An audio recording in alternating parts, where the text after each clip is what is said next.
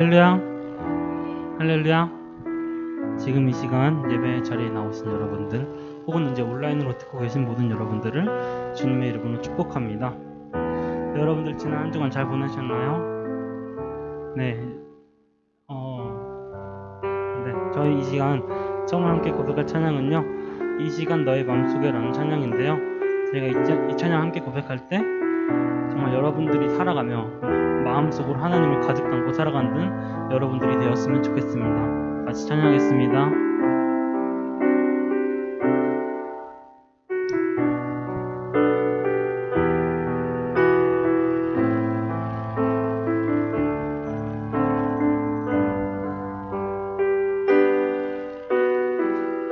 이 시간 너의 마음속에 하나님 사랑이 가득하기를 진심으로 기도해 간절히 소망을 하나님 사랑 가득하기를. 하나님은 너를 사랑해. 얼마나 너를 사랑하시는지. 너를 위해 저 별을 만들고 세상을 만들고 아들을 보냈네. 오래전부터 널 위해 준비된 하나님의 크신 사랑. 너의 가는 길 주의 사랑 가득하기를 축복해. 다시 처음부터 고백할까요? 이 시간 너의 맘속에 하나님 사랑이 가득하기를 진심으로 기도해 간절히 소망을 하나님 사랑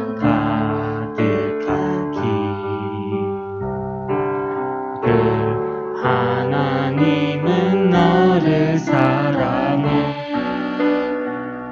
얼마나 너를 사랑하시는지. 너를 위해 저 별을 만들고 세상을 만들고 아들을 보냈네. 오래전부터 너 위해 준비된 하나님의 크신 사랑. 너의 가는 길 주의 사랑 가득하기를 축복해. 오래전부터 널 위해 준비된 하나님의 크신 사랑. 너의 가는 길 주의 사랑 가득하기를 축복해. 아멘. 정말 여러분들이 살아가며 하나님의 사랑을 가득 품고 살아가는 여러분들이 되었으면 좋겠습니다. 이 시간 두 분 찬양 함께 고백할 텐데, 저 아까 이거 한 몇 개월 전에 한 번 했었던 것 같아요. 근데 좀 생소하실 수 있는 찬양인데, 제가 이 찬양을 함께 고백하면서 코로나로 문을 닫던 우리 교회, 그리고 우리 중고등부, 그리고 그 외 모든 교회들이 다시 일어서서 주님을 찬양하게 해달라고, 우리도 거기서 같이 찬양하게 해달라고 우리 다 같이 기도하는 마음으로 함께 찬양하면 좋겠습니다. 같이 찬양하겠습니다. 우리 주는 위대하신, 우리 주는 위대하며 능력이 많으시도다. 그의 지혜 무궁하며 인자는 영원하도다. 상한 자들 고치시며 상처를 싸매시도다. 별들의 수를 세시며 이름을 붙이셨도다. 그가 구름으로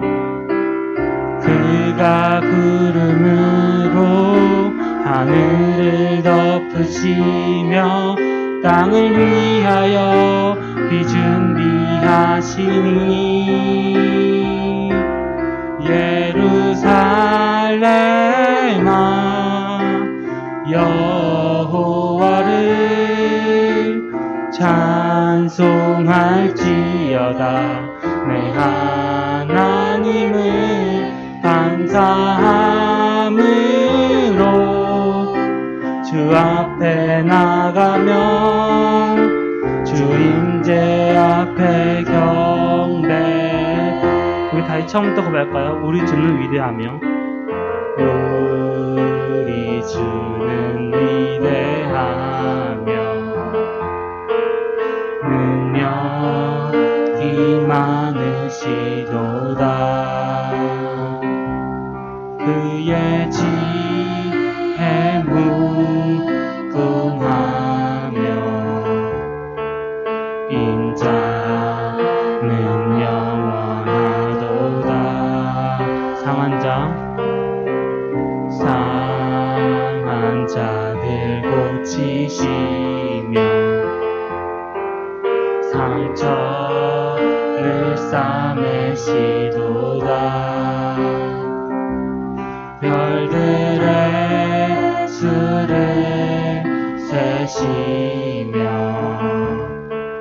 이름을 붙이셨도다. 그가 구름으로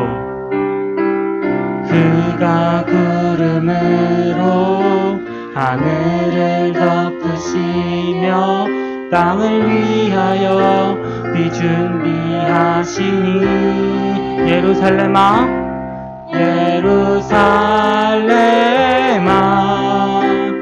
여호와를 찬송할지어다. 내 하나님을 감사함으로 그 앞에 나가며 주 임재 앞에 경배. 예루살렘아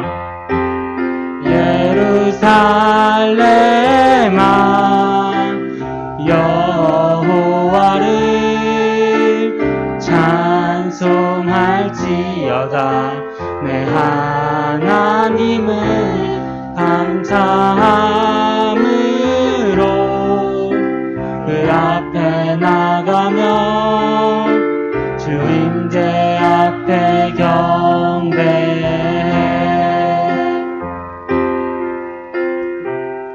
우리 이제 함께 기도하기로 합니다. 우리 다 같이 기도할 때는 우리가 정말 하나님의 사랑을 품고 살아가며 세상 속에서 낙심하고 낙담하지 않게 해달라고, 우리가 주님이 우리를 사랑하심으로 담대하게 이 세상 속을 나아가게 해달라고, 코로나로 무너졌던 우리 교회, 그리고 우리 중고등부, 교회 청년부, 그런 모든 교육부와 그리고 그 외의 모든 교회가 다시 회복하여 주님을 찬양하게 해달라고 우리 다 같이 주여 외치고 기도하겠습니다.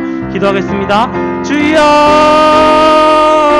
예수님 도와주세요. 주님, 정말 주님, 제가 주님을 찬양하게 해주시면 시오나 주님을 찬양할지어다. 주님, 우리 중고등부여 주님을 찬양할지어다. 주님, 제가 주님 앞에 찬양 예수님 주님 다시 일어나서 주님 앞에 나아갈 수 있도록 도와주세요. 예수님 정말 교회 주님 저희 모든 우리 중부제일교회 그리고 모든 교회들이 주님 다 지금 코로나로 무너졌던 정말 코로나로 닫았던 그 문을 다시 열고 주님 앞에 모여서 찬양하고 예배하며 기도드릴 수 있도록 도와주세요. 예수님 도와주세요. 주님 저희가 정말 그 하나님의 사랑을 마음속에 품고 살아가는 주님 정말 세상 사람들 보고 잘 되는 그 사람들을 보고 정말 질투하고 미워하고 원망하는 것이 아니라 우리 주님 정말 그래 나 하나님입니다. 주님 그 믿음에 살아갈 수 있도록 도와주세요. 예수님 도와주세요.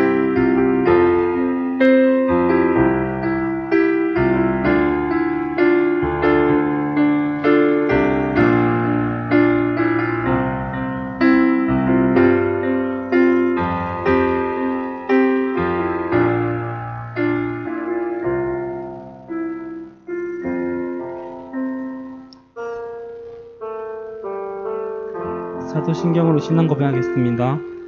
전능하사 천지를 만드신 하나님 아버지를 내가 믿사오며 그 외아들 우리 주 예수 그리스도를 믿사오니 이는 성령으로 잉태하사 동정녀 마리아에게 나시고 본디오 빌라도에게 고난을 받으사 십자가에 못 박혀 죽으시고 장사한 지 사흘 만에 죽은 자 가운데서 다시 살아나시며 하늘에 오르사 전능하신 하나님 우편에 앉아 계시다가 저리로서 산자와 죽은 자를 심판하러 오시리라.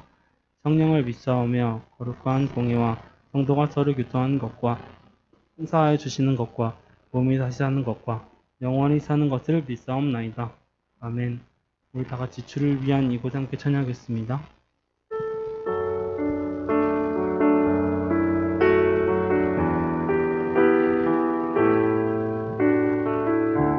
주를 위한 이곳에 주를 위한 이곳에 예배하는 자들 중에 그가 찾는 이 없어 주님께서 슬퍼하시네. 주님이 찾으시는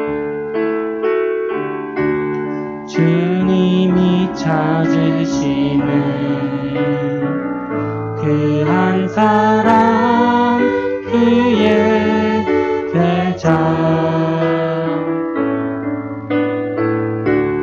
내가 그 사람 되기 간절히 주께 예배하는 주은혜로 이곳에 서 있네. 주인제에 엎드려 절하네. 그 어느 것도 난 필요 없네. 주님만 경배해.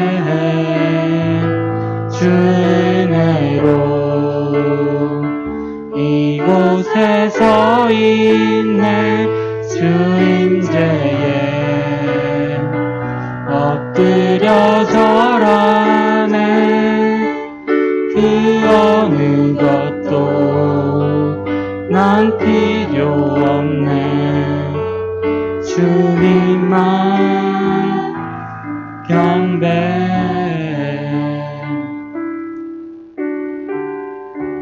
아멘. 우리 이소은 부회장님 나오셔서 예배 기도해 주시겠습니다.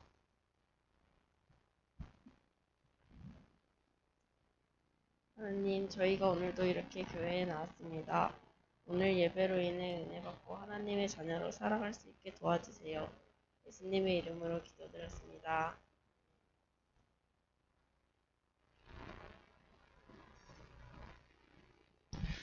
네, 말씀 보겠습니다.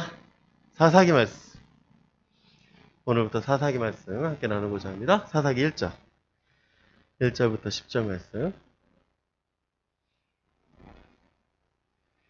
사사기 1장 1절에서 10절 말씀.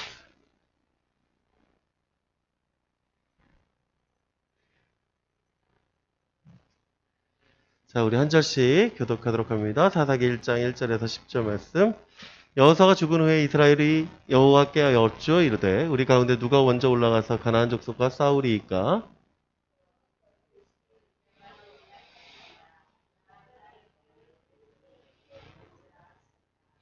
유다가 그의 형제 시몬에게 이르되 내가 제비 뽑아 얻은 땅에 나와 함께 올라가서 가나안 족속과 싸우자. 그리하면 나도 내가 제비 뽑아 얻은 땅에 함께 가리라 하니 이에 시몬이 그와 함께 가니라.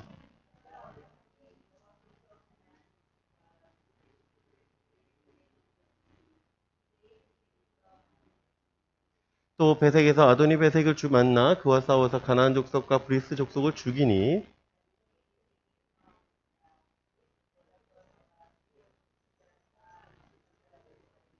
아도니 베색이 이르되 옛적에 70명의 왕들이 그들의 손가락과 엄지발가락이 잘리고 내 상 아래에서 먹을 것을 줍더니 하나님이 내가 행한 대로 내게 갚으심이로다 하니라.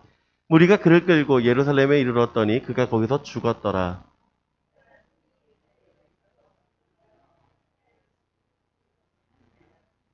그 후에 유다 자손이 내려가서 산지와 남방과 평지에 거주하는 가나안 족속과 싸웠고 유다도 가서 헤브론에 거주하는 가나안 족속을 쳐서 세세와 아이만과 달메를 죽였더라.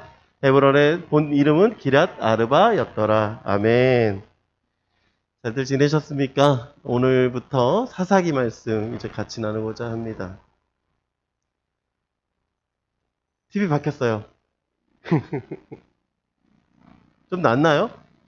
그 TV가 너무 크고 했는데 인치는 똑같아요. 근데 좀 바뀐 이유가 우리가 원래 생각하던 앞에서 무선으로 볼 수 있도록 그게 그 TV가 안 되더라고요. 그래서 네, 식당에 있던 TV 바꿔서 놨습니다. 우리 김만기 집사님 수고 많이 해주셨어요. 중고등부 좀 더 좋아지는 것 같아요. 그쵸? 네, 좀 더 좋아지는 것 같아요. 우리 바람이 있다면 이제 다시 예배가 좀 회복되어지기를 소망합니다. 여전히 좀 코로나 상황이 그렇게 좋지는 않아요. 뭐 여전히 코로나가 걱정이 되고 염려가 되지만 밖에서 노는 사람들은 정말 많대요. 우리 예배가 다시 회복되기를 소망합니다. 여러분과 같이 무슨 말씀 나눌까 고민하다가 생각한 대로 진행해야 되겠다. 올해 처음에 제가 기도한 대로 주기도문 10계명 사도신경을 마치고 난 뒤에 사사기 말씀을 한번 좀 나눠야겠다라고 생각이 들어서 여러분과 사사기 말씀 이제 나누기 시작합니다. 여러분 사사기를 이야기할 때 참 하나님이 어떻게 역사하시는가를 잘 보기를 간절히 소망합니다. 여러분 삼국지 읽어보셨습니까? 삼국지?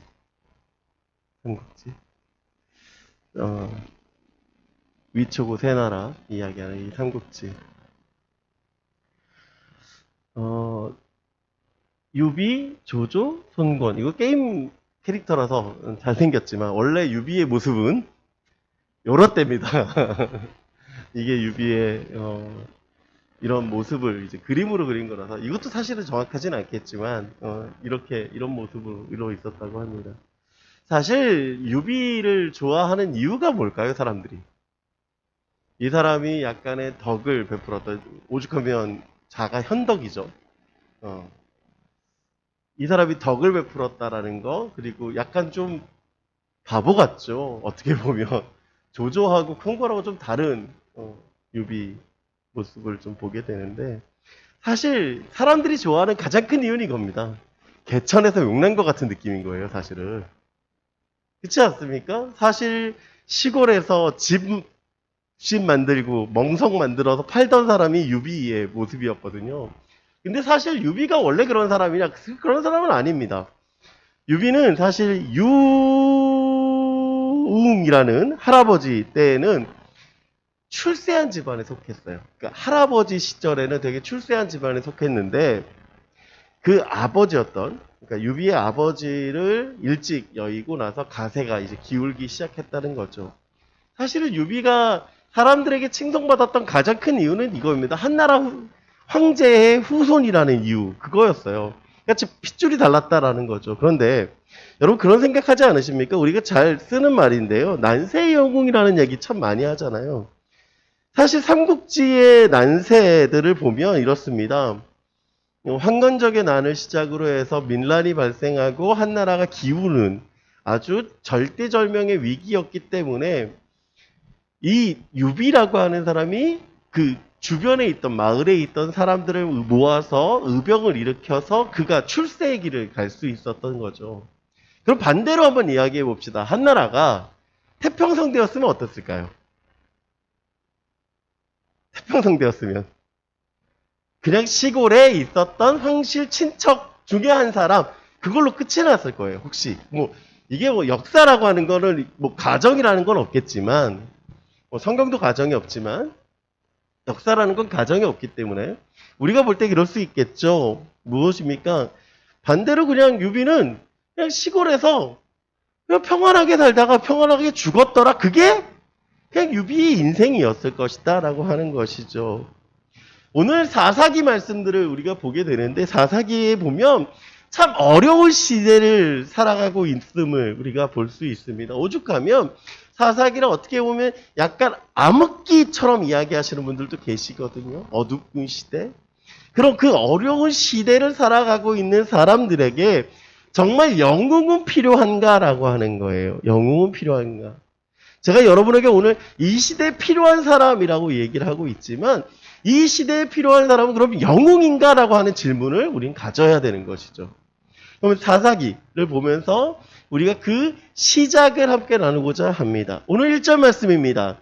여호수아가 죽은 후에 이스라엘 자손이 여호와께 여쭈어 이르되 우리 가운데 누가 먼저 올라가서 가나안 족속과 싸우리이까? 라고 시작을 합니다.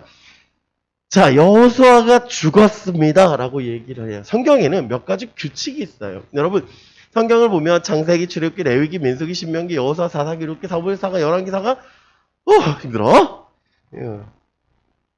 제가 지금 이야기하고 있는 이 성경이 한 권이 끝나는 시점이 어느 시점이냐라고 하는 게 되게 중요하지요. 즉 전환기다라고 하는 거예요.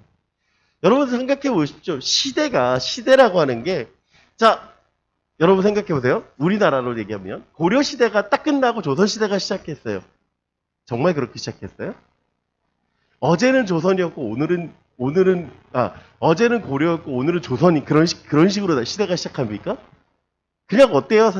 시대는 그냥 흘러가요. 그렇죠? 그런데 시대가 전환되어진다라고 하는 거예요.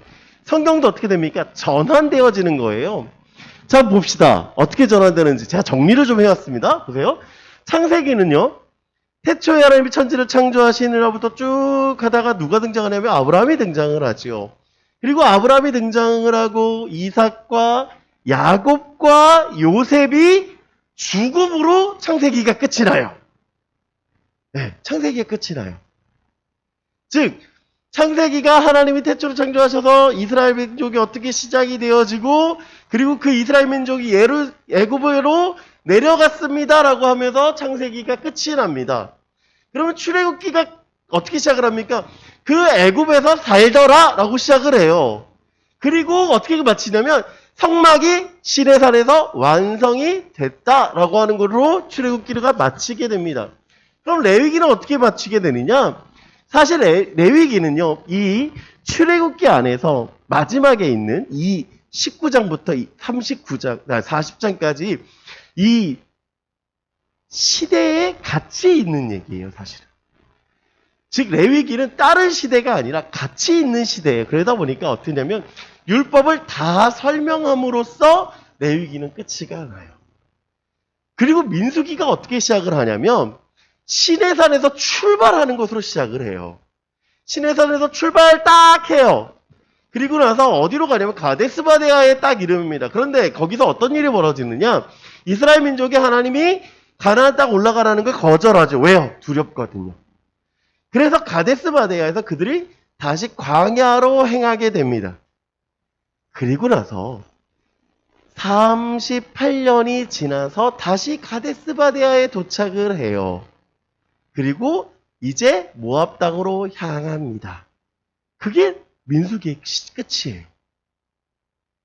즉 민수기는 출애굽 시내산으로 시작해서 가데스바네아에 다시 이르고 가데스바네아로 다시 돌아와서 모압 땅에 이르는 것까지가 민수기의 끝이에요.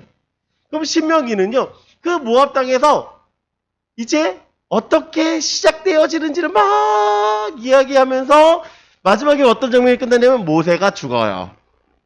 모세가 죽어요. 그리고 신명기가 끝이 납니다.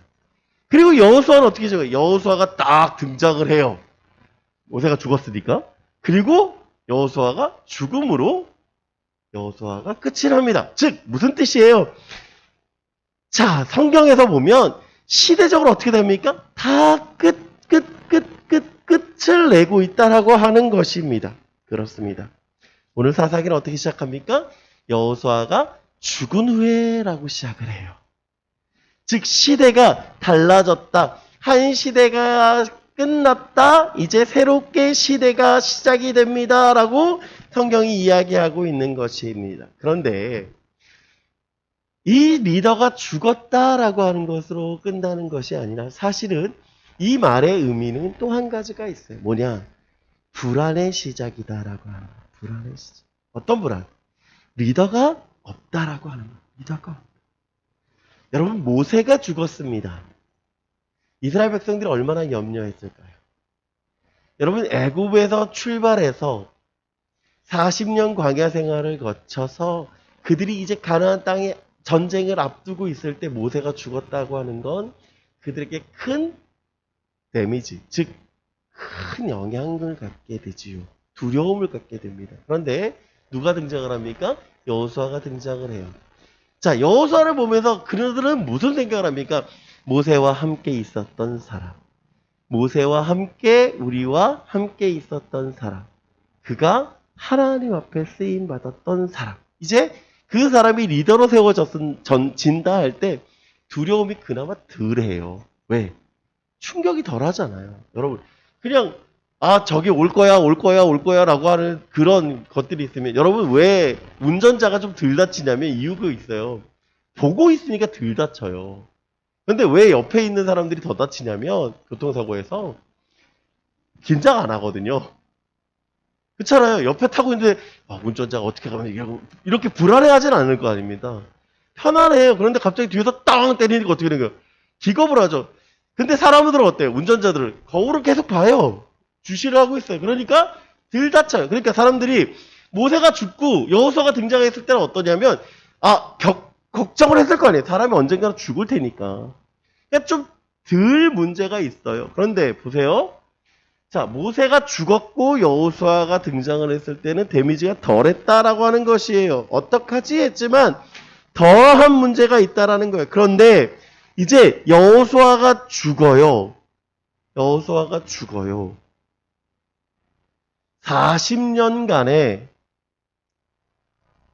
40년간의 광야 생활을 마치고 10여 년간의 전쟁을 끝내고 여호수아가 죽어요. 110세에 죽어요. 그러니 이제 이스라엘에는 뭐가 필요한 거예요? 지도자가 필요하다라고 하는 거예요. 지도자가 필요하다.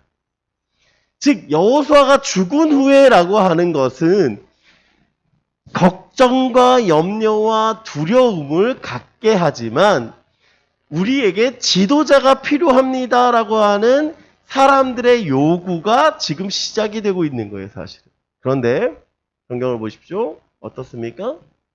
지도자가 등장을 하지 않아요. 그래요. 성경이 우리에게 이야기하고 있는 것은요. 이스라엘의 지도자는 사람이 아니다라는 거예요. 제가 앞서 여호수아까지의 성경의 이야기를 쭉 해왔습니다.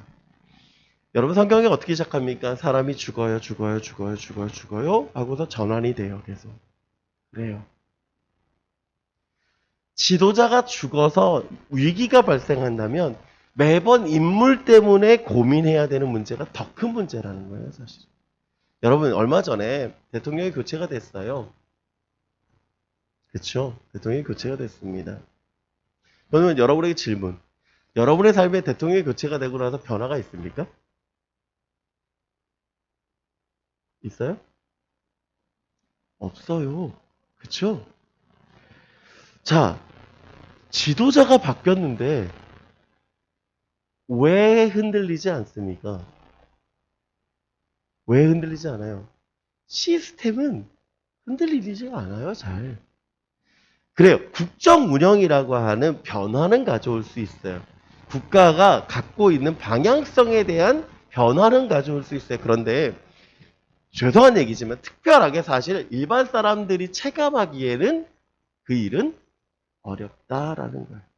내가 어떤 뭐 주식 투자를 크게 했어. 그래서 손해를 봤어. 그러면 뭔가 좀 변화를 느끼겠지만 사실 우리 시스템에서 변화가 없다는 그렇습니다.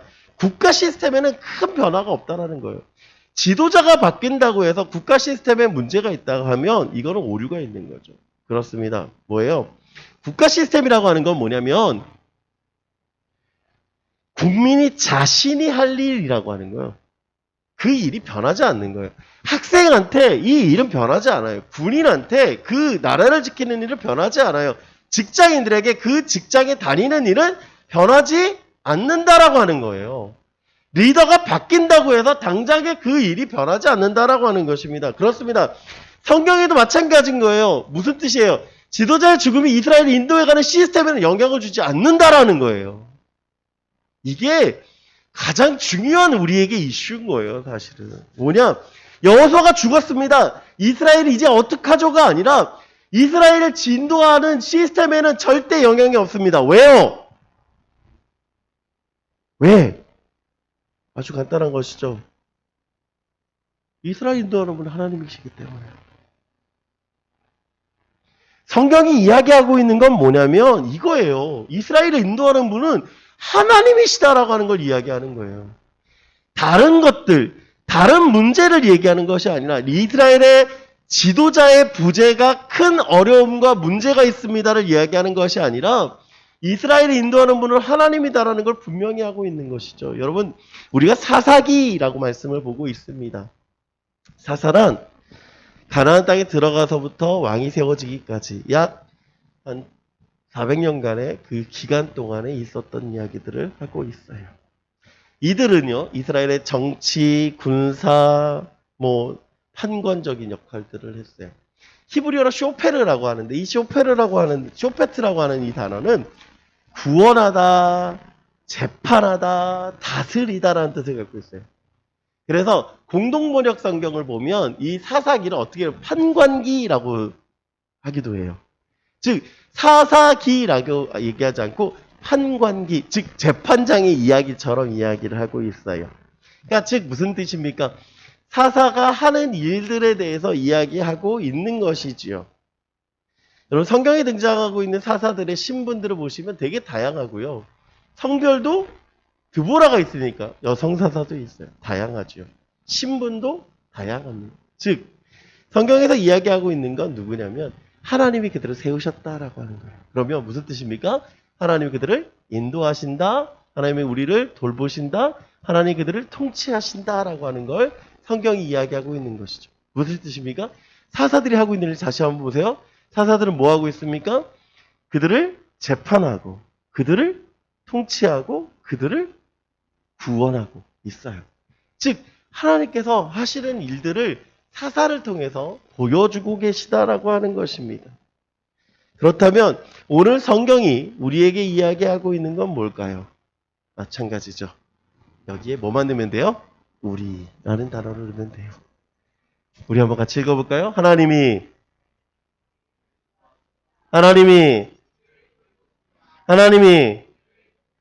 그렇습니다. 사사기를 통하여서 우리가 깨달아야 되는 건요. 사사들이 이런 역할을 했습니다. 또 중요하겠지만 사사들을 통하여서 하나님이 뭐 하신다? 우리를 인도하시고 우리를 돌보시고 우리를 통치하신다라는 것을 말씀하고 있다라고 하는 것입니다. 그래서 우리가 고백하는 것이 있습니다. 무엇입니까? 하나님은 역사의 주관자시다라고 하는 거예요. BY라고 하는 분이 부른 노래죠. The Time Goes On이라고 하는 랩 가사인데요. 거기에 이렇게 얘기해요. 이분이 내 삶은 바로 신이 만든 예술 작품의 피처링, 나의 불완전함을 사용하는 창조주의 심포니, 나로 인하여 쓰여지는 위대한 히스토리. 어쩌면 이 모든 건 내 이야기가 아닌 his story. 즉 역사란 죄송해요. 제임스 패커가 쓴 말인데요. 이렇게 얘기하면 his history is his story. 즉 띄어쓰기의 차이죠. 어떻게 보면 역사는 그의 이야기다. 누구의 이야기? 하나님의 이야기. 그렇습니다. 우리가 같이 고백해야 되는 게 이 고백이에요. 역사는 하나님의 이야기. 그러면 그 역사를 쓰여가는 내 삶의 주관자는 누구십니까? 하나님이심을 고백하는 저와 여러분 되기를 간절히 축원합니다. 자, 여호수아가 죽은 후에 한 일이 있어요. 1절 말씀 다시 한번 이렇게 얘기합니다. 여호수아가 죽은 후에 이스라엘 자손은 여호와께 여쭈어 이르되 우리 가운데 누가 먼저 올라가서 가나안 족속과 싸우리이까. 여호수아가 죽은 후에 이스라엘 백성들이 가장 먼저 하는 행동 뭡니까? 여호와께 여쭈어. 엽주다라고 하는 거예요. 뭐예요? 하나님께 물었다라고 하는 물었다. 여러분 여호수아 시대에 가나안 땅을 정복했어요. 그렇지만 아직 남은 땅들이 많이 있습니다. 여호수아 13장 1절부터 이야기하면 이렇게 얘기합니다. 이걸 다 읽으면 너무 많긴 한데 제가 좀 읽어볼게요. 여호수아가 나이가 많아 읽으면 여호와께서 그에게 이르시되 너는 나이가 많아 늙었고 얻을 땅이 매우 많이 남아 있도다. 많이 남아 있어요. 그래서 이 남은 땅은 이러하니 그래서 쭉 설명합니다. 어디까지 넘어갔더니 자 7절 너는 이 땅을 9지파 므낫세 반지파에 나눠 기업이 되게 하라 하셨더라. 예. 아직 땅들이 남아서 그 땅들이 아직 전쟁이 남아 있는데 그 땅들을 다 분배해서 누구에게 남아줍니까? 각 지파별로 나누어 기업이 되게 하였다라고 하는 거예요. 이 땅을 9지파 므낫세 반지파에게 나누어 기업이 되게 하라고 하셨던 건 아직 점령되지 않은 땅이지만 너 땅이야. 이제 너가 할 일이야 라고 얘기하는 거예요. 그래서 아직 전쟁이 남아있다라고 하는 걸 성경은 이야기합니다. 그런데 분명히 성경은 어떻게 얘기하냐면 전쟁이 끝났다라고 얘기합니다. 여호수아 11장 23절 이와 같이 여호수아가 여호와께 모세에게 말씀하신 대로 그 온 땅을 점령하여 이스라엘 지파의 구분에 따라 기업으로 주매 그 땅에 전쟁이 그쳤더라. 아니 목사님 전쟁이 그쳤다면서요. 아직 전쟁이 남아있다면서요. 왜 말이 왔다 갔다 하세요. 그쵸? 모순 같은 말이죠. 왜 그러느냐 이런 겁니다. 워하고 컴뱃의 차이예요. 워라고 하는 건 우리가 대규모 전투, 전쟁을 얘기합니다. 그런데 컴뱃이라고 하는 건 소규모 전투를 얘기해요. 그러니까 즉 큰 전쟁은 끝나요. 그런데 작은 전쟁들은 남아있는 거예요. 여전히 뭐 그런 뜻으로 보고 있으면 됩니다. 즉 평화롭다라고 하지만 여전히 뭐가 있는 거예요? 전투가 남아있는 거예요. 그래서 전쟁과 전쟁의 차이인 거죠. 즉 전쟁이 그쳤다라고 하는 건 아직까지 땅들은 남아있어서 그들이 해야 하는 전투는 남아있으나 그 전쟁은 뭐 했다? 승리했다라고 하는 선언인 것이죠. 가나안 정복전쟁은 다윗 왕 때나 완성이 됩니다. 그러니까 약 한 1000년 정도 아직 남아있는 거예요. 전쟁이. 아직 길게 아직 남아있는 것이죠. 그렇다면 질문이 있죠. 왜 하나님을 한 번에 이루지 않으셨을까? 왜 하나님이 전쟁을 끄더니 남겨놓았을까? 신명기 7장 22절 이렇게 얘기하십니다. 내 하나님 여호와께서 이 민족들을 내 앞에서 조금씩 쫓아내시리니 너는 그들을 급히 멸하지 말라. 들짐승이 번성하여 너를 해야 할까 하노라. 여기 이유가 등장을 하는데 어떻게 등장을 합니까? 들짐승들이 번성한대요. 왜요? 자, 사람이 없으면 그곳에 뭐만 있어요? 잡초가 나고 들짐승들이 있어요. 그러다 보니까 어떻게 됩니까? 그 땅은 황폐화돼요. 즉 사람이 살면서 그 땅을 즉 밭을 만들고 땅을 갈고 해야 그 땅이 쓸모가 있는 땅이 되지 그냥 그 땅을 방치해 두면 그 땅은 아무런 의미가 없는 땅이 되는 것이죠. 그렇기 때문에 하나님이 어떻게 하십니까? 조금씩 쫓아내래요. 왜요? 조금씩 그들이 멀어져 가면서 그 땅을 뭐하도록 차지할 수 있도록 하는 것이죠. 인구가 많아질 때까지 하나님이 기다리고 계시다라고 하는 것입니다. 여러분 출애굽기를 한번 생각해 봅시다. 출애굽기 처음에 내려갈 때 72병이 내려가요. 후에 400년 뒤에 그들이 몇 명이 돼서 올라오면 약 200만 명이 돼서 올라옵니다. 무슨 뜻이에요? 하나님께서 200만 명이 될 때까지 기다리고 계신 거예요, 사실은. 인구가 한 번에 확 늘어날 수는 없잖아요. 그렇죠? 점점 늘어나게 하시는 거. 마찬가지로 그 땅을 차지할 수 있도록 이스라엘을 뭐하도록 강하게 하시는 거예요. 하나님이 그 일을 하고 계신 거죠. 그리고 오늘 본문 사사기 1장은 첫 번째 전투가 시작이 되어지고 있습니다. 1절, 2절. 여호수아가 죽으러 이스라엘이 여호와께 있죠. 이르되 우리 가운데 누가 먼저 올라가서 가나안 족속과 싸우리까? 하나님께 질문합니다. 하나님, 우리가 누구랑 싸울까? 누가 먼저 올라갈까요? 라고 질문하니까 하나님 이렇게 얘기하시죠. 여호와께서 유다가 올라갈지라 보라, 내가 이 땅을 그의 손에 넘겨주었노라 하시니라. 하나님께 묻습니다. 그리고 유다 지파가 올라가라고 말씀하십니다. 그리고 그들에게 무엇을 약속하시냐면 승리를 약속하십니다. 자, 시대를 보는 거 참 중요하죠. 그렇죠? 시대를 보는 거 중요해요. 그런데 시대를 보는 것만큼 중요한 게 무엇이냐면 이거예요. 하나님께 묻는 거. 우리 크리스찬들이 지금 시대가 어떤 시대인지를 보는 거 참 중요합니다. 그런데 그 시대를 보는 것만큼 뭐가 중요한 거예요? 하나님께 묻는 게 중요하다라고 하는 것이죠. 여러분, 우리 하는 찬양 중에 잘 아는 찬양, 주님 말씀하시면, 그리고 전능하신 나의 주 하나님은 이라는 찬양 아시나요? 그 두 찬양에 공통점이 있습니다. 뭘까요? 주님 말씀하시면 내가 나아가리다. 주님 뜻이 아니면 내가 멈춰서리다. 내가 가고 서는 것 주님 뜻에 있으니 오 주님 나를 인도하소서. 주님 말씀에 의지하여 믿음으로 금을 던져 믿는 자에게 능치 못함이 없네. 두 가지 공통점 뭡니까? 주님 말씀하시면. 그래요. 주님 말씀하시면. 그렇습니다. 주님 말씀하시면이에요. 주님 말씀하시면. 우리가 필요한 게 뭐냐면 이거예요. 하나님께 묻고 순종하는 것이 우리한테 필요한 거. 시대를 읽는 거 중요하죠. 그 시대가 요구하는 거 중요하죠. 그런데 신앙인에게 가장 중요한 건 하나님께 묻고 순종하는 것이 가장 중요한 삶인 것입니다. 그리고 그 일에 유다가 나아가고 있습니다. 3절 말씀.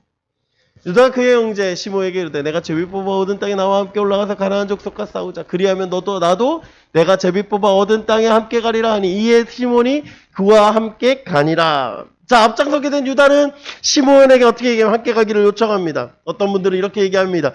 아, 이건 유다 민족의 유다 지파의 믿음의 부족이야 라고 얘기하시는 분들도 계세요. 네, 그럴 수 있어요. 그런데 그들과 이제 싸우게 되는 대상들을 보면 두려울 수 있어요. 왜? 여러분 한번 보십시오. 유다 지파가 몇 명이나 될까요? 배색에서 몇 명이 죽냐면 10,000명이 죽어요.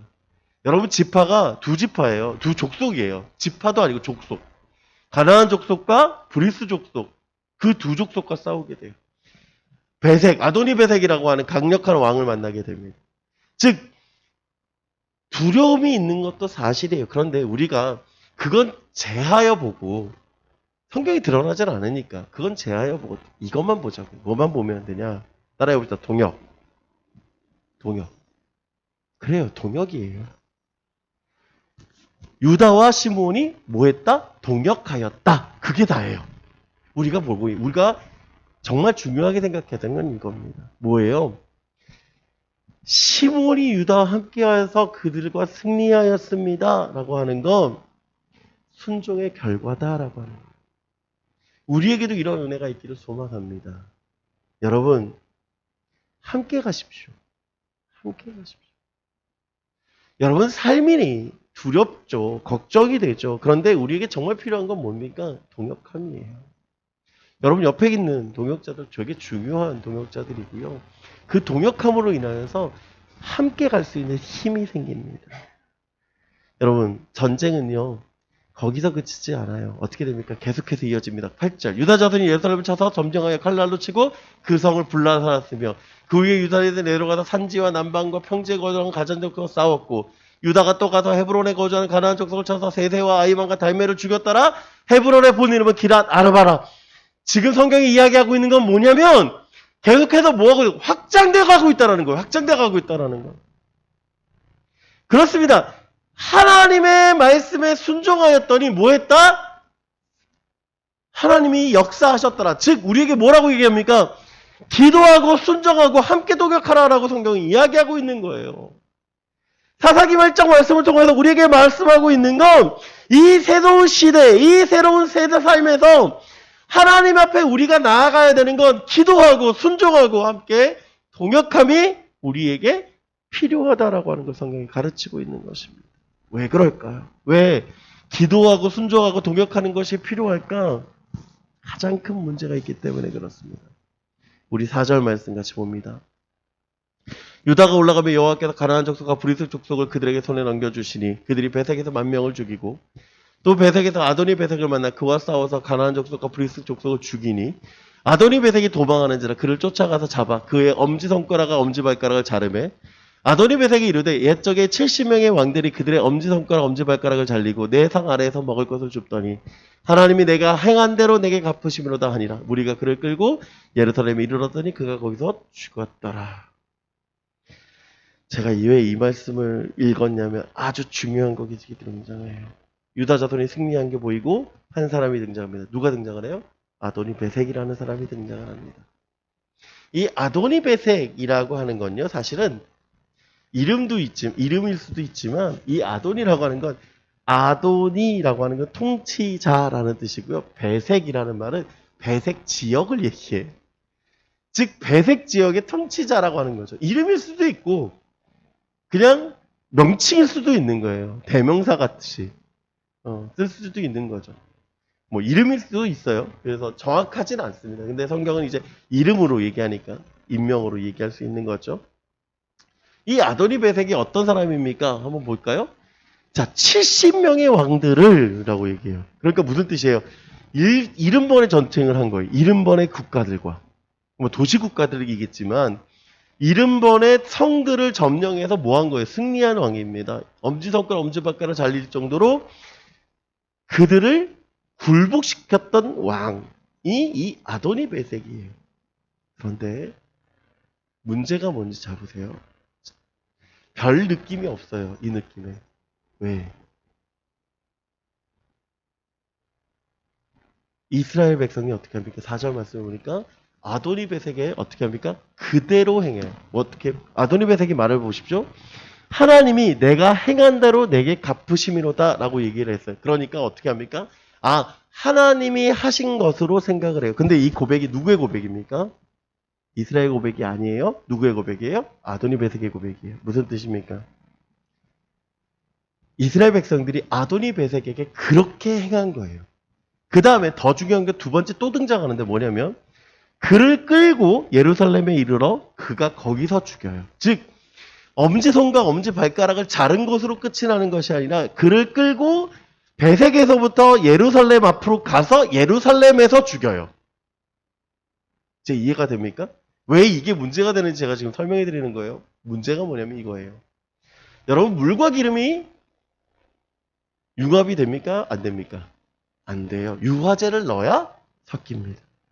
왜 분리가 될까요? 왜 분리가 돼요? 달라서 분리가 되는 거예요. 물을 만드는 이 분자나 원자의 크기가 두 개가 달라요. 그러니까 어떻게 하냐면 물과 기름이 섞일 수가 없어요.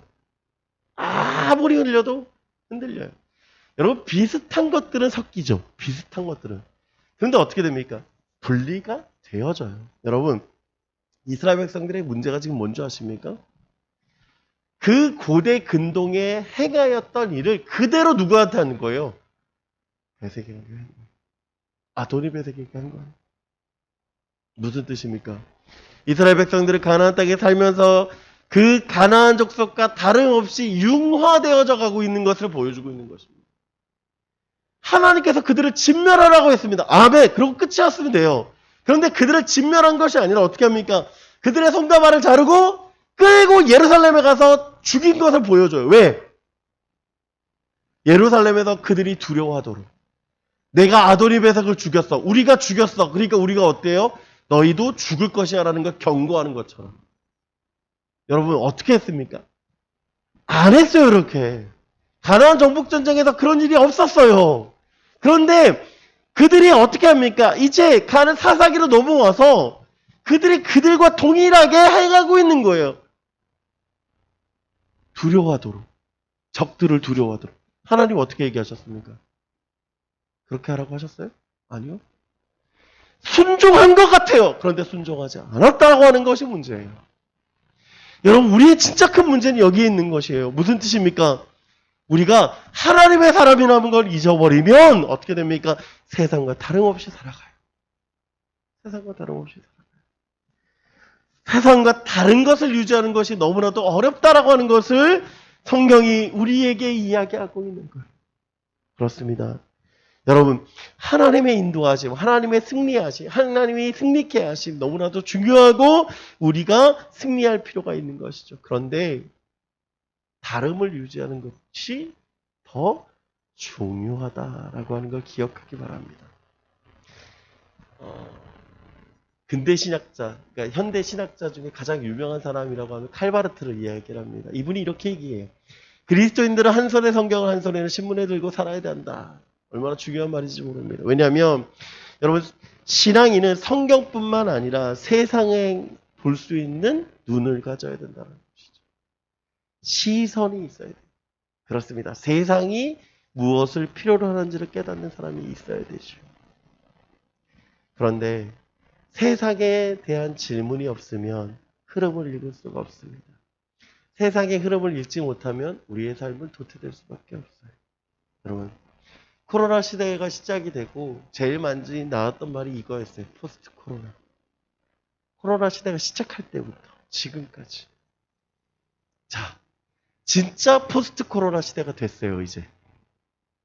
그러면 질문. 우리는 무엇을 준비하고 있습니까?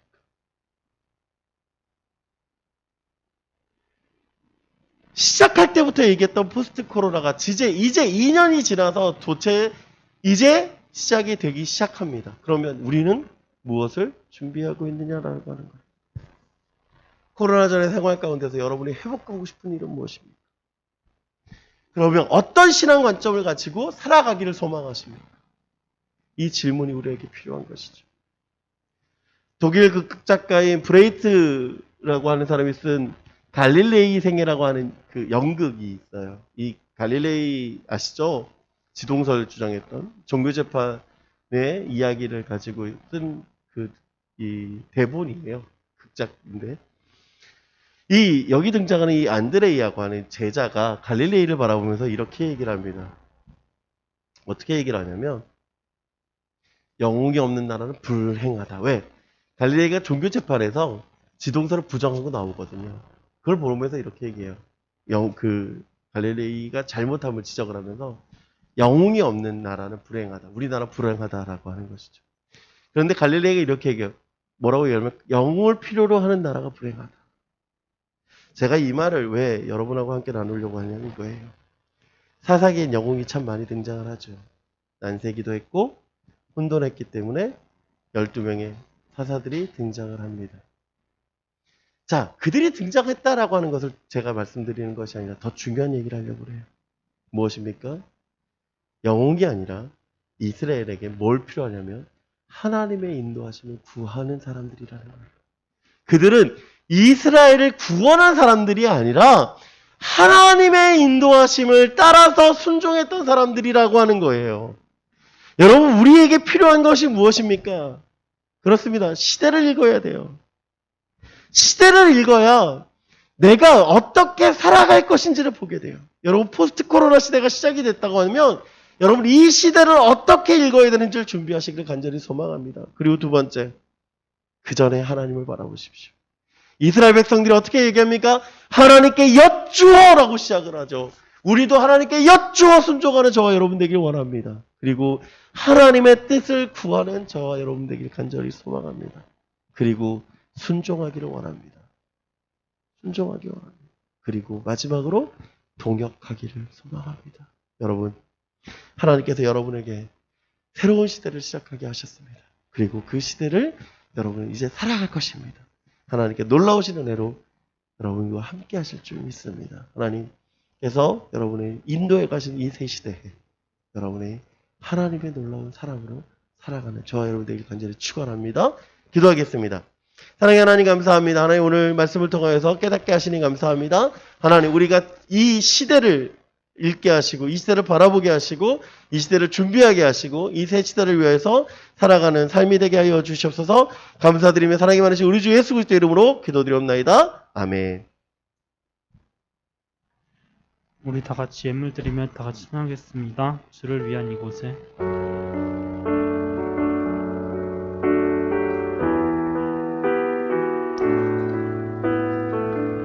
주를 위한 이곳에. 주를 위한 이곳에 예배하는 자들 중에 그가 찾는 이 없어 주님께서 슬퍼하시네. 주님이 찾으시는 주님이 찾으시는 그 한 사람 그 예배자 내가 그 사람 되기 간절히 주께 예배하네. 주 은혜로 이곳에 서 있네. 주 임재에 엎드려 절하네. 그 어느 것도 난 필요 없네. 주님만 경배해. 주 은혜로 이곳에 서 있네. 주 임재에 엎드려 절하네.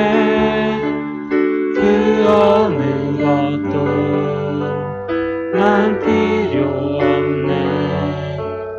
주님만 경배해.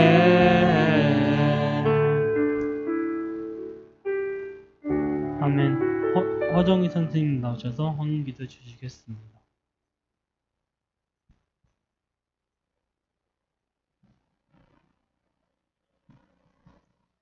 기도하겠습니다.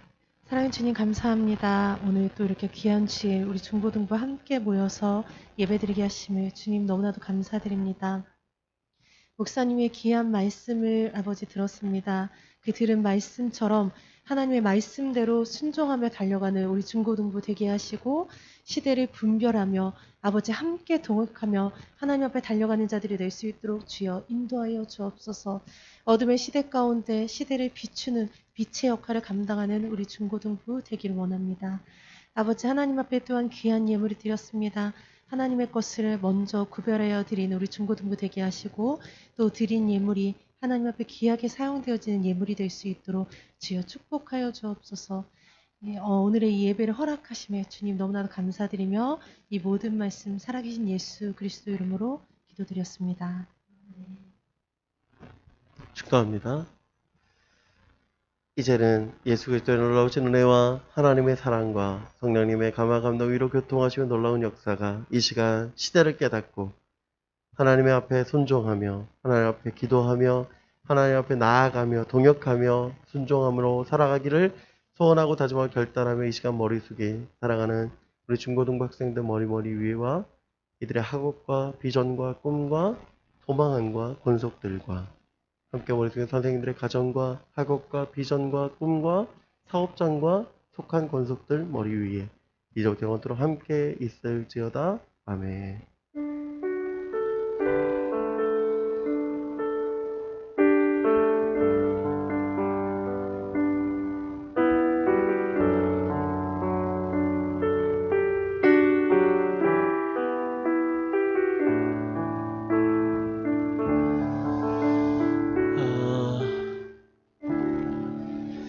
감사합니다. 오늘도 감사하고요. 빨리 광고 마치겠습니다. 사실 다음 주가 스승의 주일이긴 해요. 다음 주가 스승의 주일이긴 한데 오늘이 스승의 날이니까 우리 선생님들께 감사하는 마음을 좀 가졌으면 좋겠어요. 우리 선생님들께 우리 박수. 감사합니다. 네, 여러분들 좀 감사하는 마음. 지난주 제가 그랬죠. 5월 8일 하루만이라도 부모님께 감사하는 마음 갖자고 오늘 하루만이라도 우리 선생님들께 감사하는 마음으로 순종하기를 부탁드리고요. 자, 특별한 광고, 아주 중요한 광고합니다. 다음 달 12일 전교인 야외 예배가 있습니다. 네, 전교인 야외 예배가 있습니다. 다음 달 12일.